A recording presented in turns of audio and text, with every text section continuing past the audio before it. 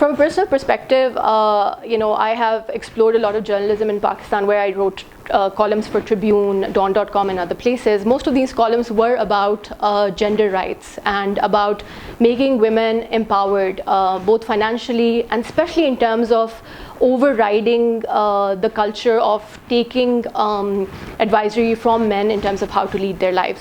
So it was mostly advisory about how to use the laws, existing laws in Pakistan, particularly the constitutional right that Pakistan gives them to be equal to a man, and empower themselves to be free, to be empowered. So obviously this was quite upsetting for a lot of people in power, because obviously it took down a lot of government interventions that were anti-women. It took down a lot of political people who were insulting other women.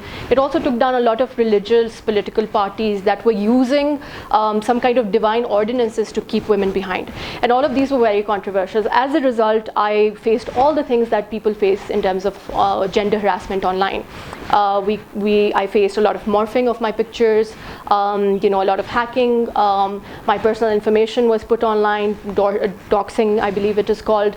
My own family was, a target of all of this. And I think the first thing that a lot of people understand when they come into a public sphere in journalism as women is that their families will be attacked, because they consider this to be the most sort of holy grail of a woman's sense of self-worth, her sense of credibility, her sense of status in a society. So any woman who would put her family at risk, her children at risk, or bring a shame to the family's culture of honor, is the worst woman in all of times. So I think this threat is something that, as a journalist, as a woman who speaks up, you have to understand that this is part of territory.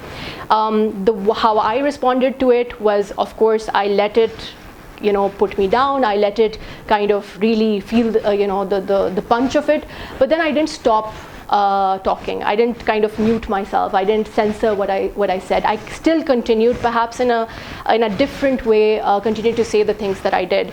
And I think for Pakistani women, that is what most bold women in this country are doing. If one thing is closed in their life, what they do is they open another door and they keep going on. And this is my advice to all Pakistani sisters out there. Do not leave the race. Do not get out of the race, no matter how much you're put down, no matter how much you're threatened. Of course, there are certain risks that are not worth taking, but while you can, always get back into the arena and keep fighting.